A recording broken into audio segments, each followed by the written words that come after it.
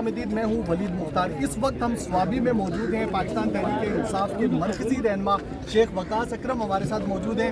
پاکستان تحریک انصاف نے آج سوابی میں پنڈال سجا لیا. ماضی میں ایک بڑا اہم جلسہ یہاں سے ہوا تھا. آج کا جلسہ کچھ مختلف پیغام لے کے آپ کرنے والے ہیں؟ ہاں بالکل، آج کا جلسہ بھی بڑا اہم ہے اور عظیم شان ہوگا انشاءاللہ.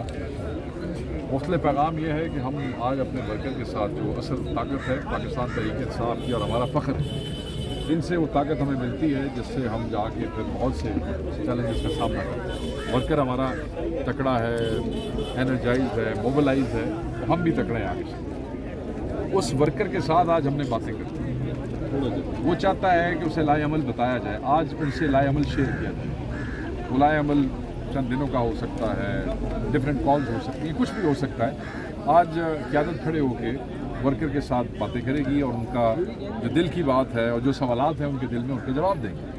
یہاں پہ ہم نے ایک سینٹیمنٹ دیکھا، بانی پی ٹی آئی کی رہائی کے حوالے سے بہت زیادہ بات کی جاتی رہی اور یہ کہا جاتا ہمارا ہے کہ سونا، ہمارا اٹھنا، ہمارا جینا، ہمارا مرنا صرف اور صرف اس کا ٹارگٹ عمران خان کی رہائی ہے اور کچھ نہیں. شیخ صاحب یہ بتائیے کہ پریسائزلی کہ کیا کوئی دھرنا ہونے جا رہا ہے آج کی کال؟ آج کوئی دھرنا نہیں ہے، آج صرف ون ڈے ایونٹ ہے.